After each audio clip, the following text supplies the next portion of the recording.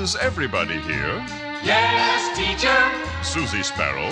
Here, teacher. Bertie Birdbrain. Here, teacher.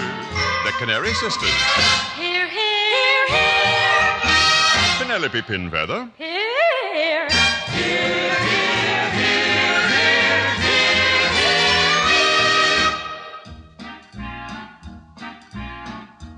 Today we're going to study about... Ancient history, Love and mystery, mathematics, acrobatics, reading, spelling. storytelling. Oh, no. The study of musical instruments is the subject for today. The study of musical instruments is the subject for today. Did you ever stop to think when the band plays rinky-tink where all the music comes from? From a toot and a whistle and a plunk and a boom. That's where the music comes from. Did you ever understand a symphony so grand, so bright and sentimental?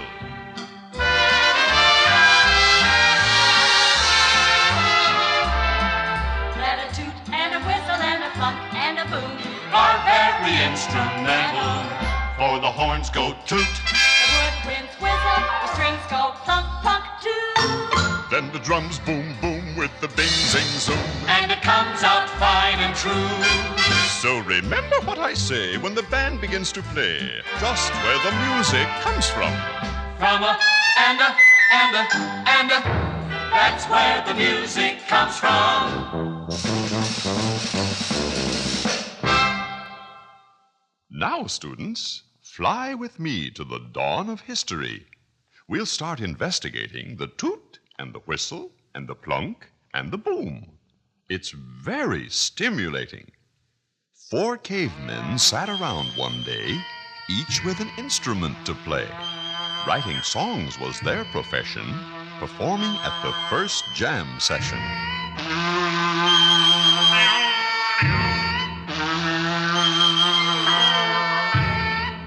When a caveman blew through an old cow's horn, right then and there the first flute was born.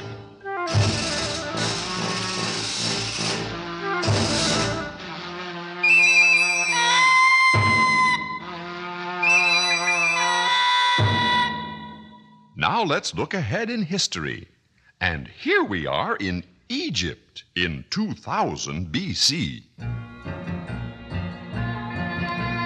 Now on the banks of the river Nile, the toot has certainly changed its style. And the kind of a note that the caveman blows is not good enough for the old pharaoh. No, it's not good enough for the old pharaohs. When Pharaoh heard the cavemen honk, he gave the fellow quite a conk. The Egyptians had discovered brass. This gave the horn a lot more class.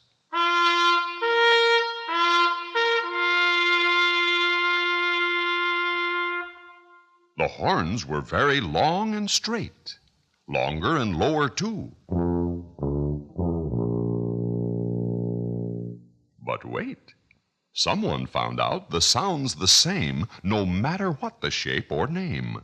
Valves give the trumpet extra sound.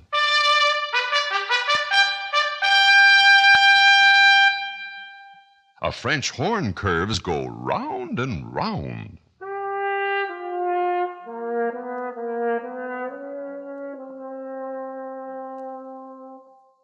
The trombone smear is commonplace.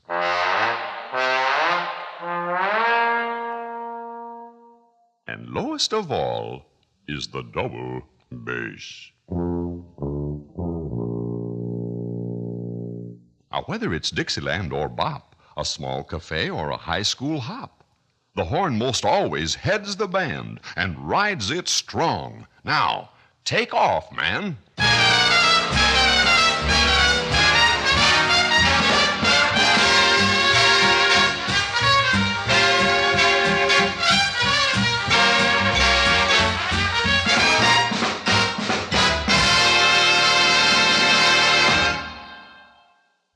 Now back we go to ancient caves to see how the second man behaves.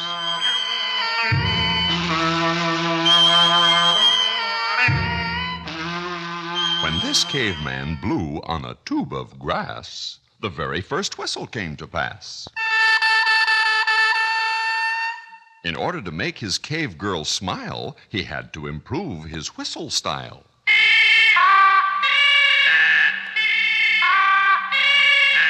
And when he saw he was doing fine, he added more holes, about 8 or 9.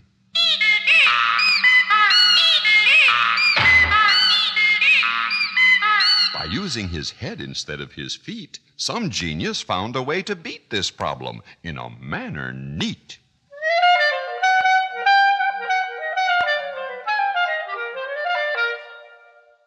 With wires, pads, and pins aplenty, 10 fingers do the work of 20. The family of reeds has really grown. It now includes the bassoon,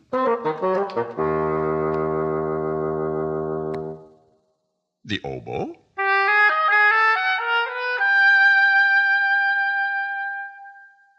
the clarinet, and saxophone. When our third caveman plunked on a string of his bow, it was the first plunk, as far as we know. First you take the bow and sometime later Add a little jar to make a resonator. Add a few strings. listen how it rings. Change the jar to a box of wood. Slide the box down. Ah, pretty good. Add a few pegs to tune it fine. Change the shape a little. Now it looks like a harp.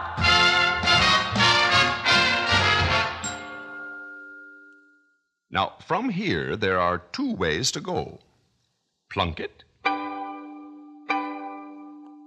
or play it with a bow.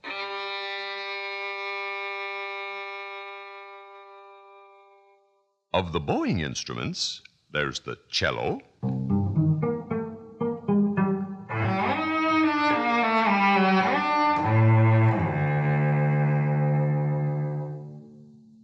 and the bass.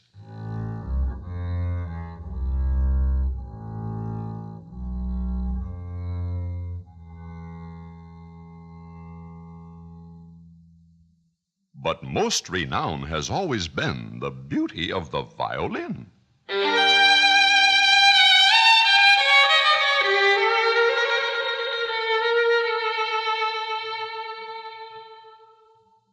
Piano, best for centuries, is played by striking all the keys.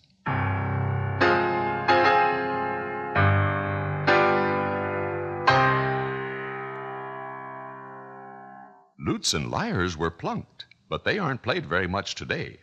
Now people crowd from near and far to hear a good man on guitar.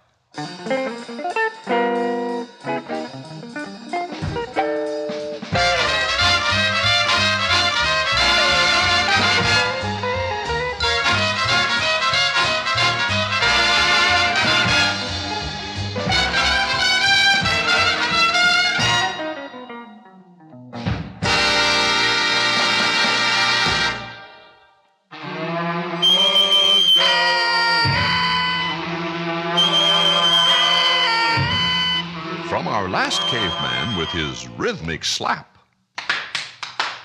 have come all things that click or tap.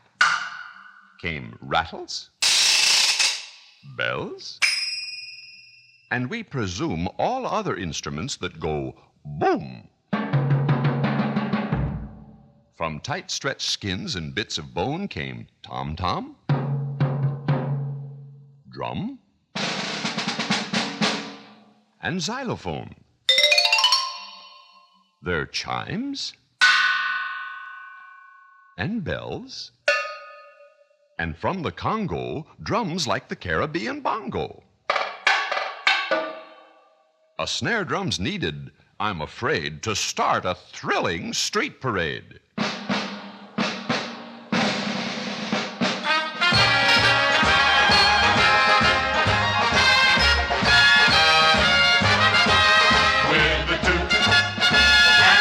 And the plunk and the boom are very instrumental. Everywhere you hear a band or a symphony so grand, in Oriental. The toot and the whistle and the plunk and the boom Are very instrumental for the trombones too. Calliope's whistle, the banjo's plunkety-plunkety-plunkety. When the drums boom, boom with the click-clack zoom in a Latin rhythm true.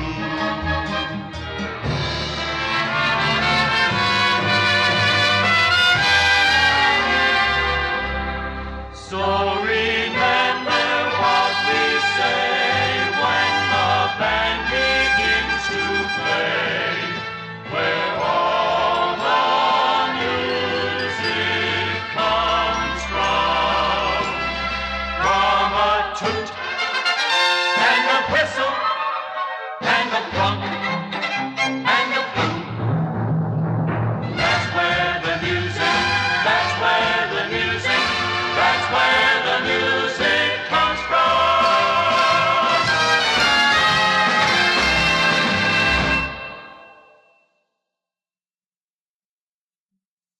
Now that we know how music is made, we will proceed to the next lesson, harmony.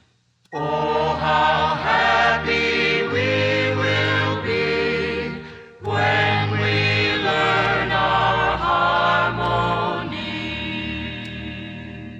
The father of music, as it's known to us, is an ancient Greek named Pythagoras. How?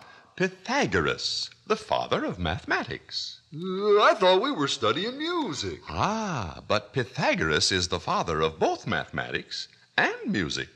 Listen, first we'll need a string. Take the string and stretch it good and tight. Plunk it. Now divide it in half. Plunk again. See? It's the same tone, one octave higher. Now divide the next section. And the next. Pythagoras discovered the octave has a ratio of 2 to 1. With simple fractions, he got this.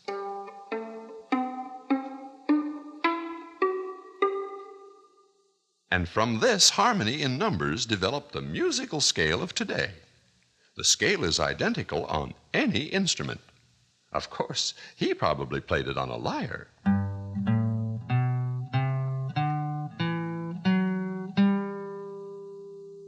But it's just the same on a trumpet,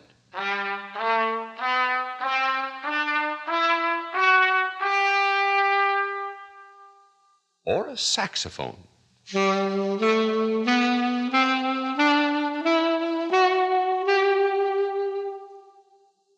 You can imagine how excited Pythagoras was when he shared his findings with his pals, a fraternity of eggheads known as the Pythagoreans. And he discovered that a pleasing sound was achieved when he took a basic tone and added a third and a fifth tone and sometimes a sixth, then a seventh. The Pythagoreans played using a flute and an early version of the bass violin and a lyre.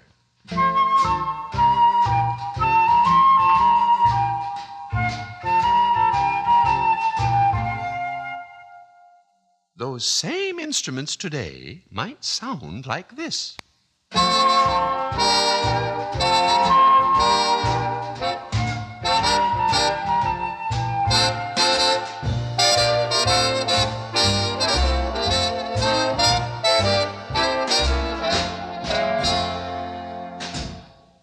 Now that we know what the instruments are and why we play certain notes and chords, the next thing to do is use them to play a simple song. A simple song? Bertie Birdbrain, you're the simplest one here. You name the song. Old MacDonald had a farm. Oh, that song doesn't tell anything about music. Then what about Old MacDonald had a band? All right. And with this chart, I shall impart the instruments that MacDonald had. Old MacDonald had a band. Hey! Old MacDonald had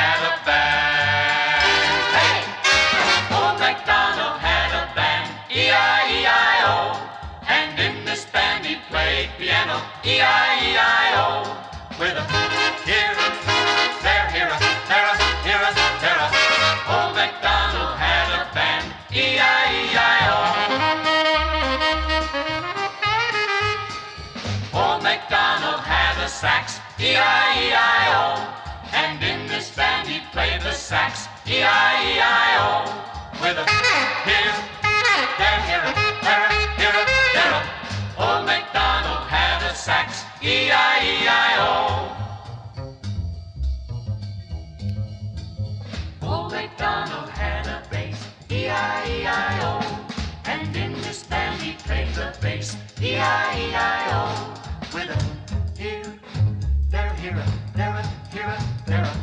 Old MacDonald had a bass, E-I-E-I-O. Old MacDonald had a horn, E-I-E-I-O.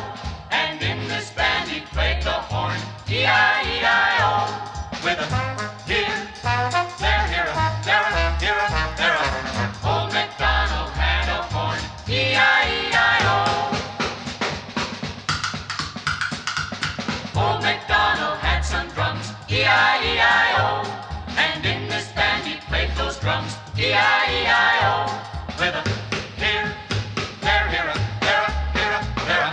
Old MacDonald had some drums, E-I-E-I-O. Old MacDonald had a band, E-I-E-I-O.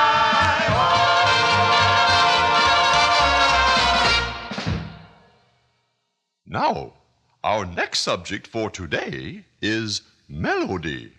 Melody? Like when you get sick? No. M-E-L-O-D-Y. The subject for today will be a melody. Yeah. Gosh, teacher, what is a melody? Now, if you take a few notes, say 2, 3, or 4 notes,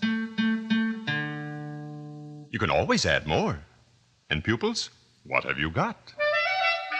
What have you got? You've got a melody. Yeah.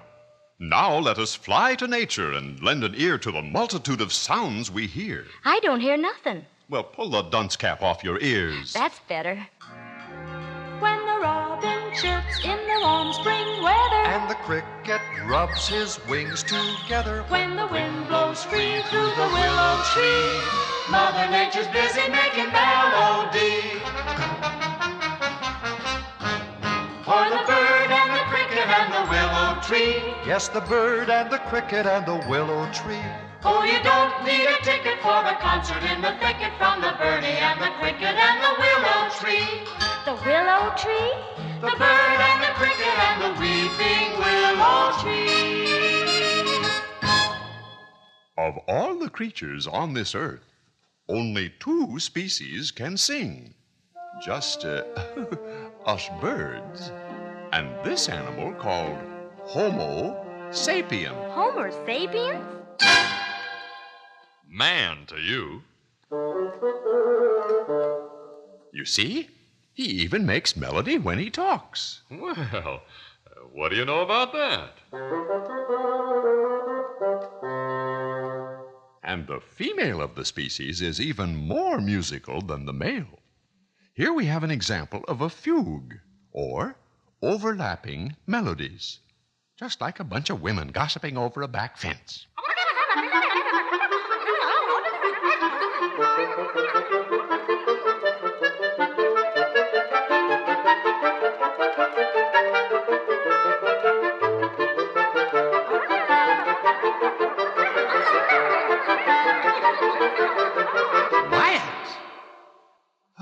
That's better.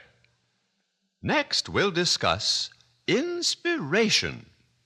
Now, I want each one of you to imagine a picture of something we make melodies about.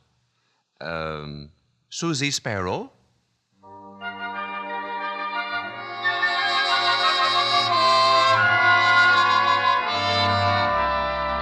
take a lemon drop moon in a marshmallow sky, candy cane kid with a gleam in his eye.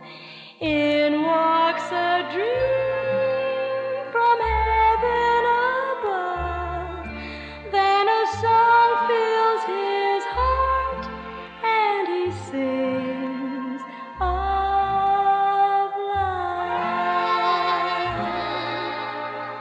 Love, love, love, love, love, love, love. Penelope Pinfeather, recite your piece. Sailing, sailing upon the ocean blue, gave the inspiration for the song we sing to you. A life on the ocean wave, a home in the rolling deep. Oh, here's another one. Oh, the old iron horse went chugging along, chugging along, chugging along. They hammered up the rails with a bucket full of nails, singing the railroad song. What about cowboys? Get along with a ki-yi, yippee and a yippee-yi-yay. Don't forget the Indians.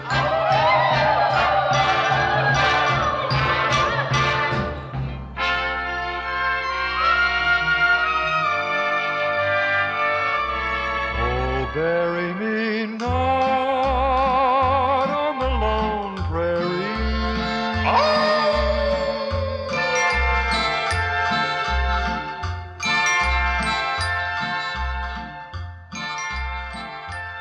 Are there any more? Motherhood, motherhood gives one a thrill that no other could. Beautiful, beautiful motherhood.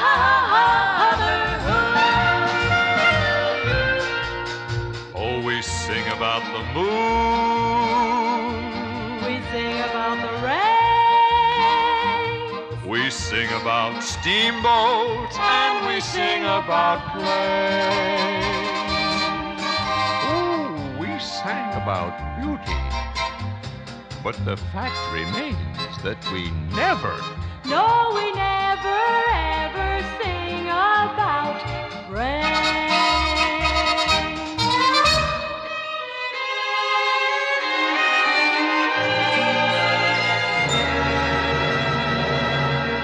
Now, students, in conclusion, I wish to point out that beautiful symphonies are often created from simple melodies, like the bird and the cricket and the willow tree. Oh, you don't need a ticket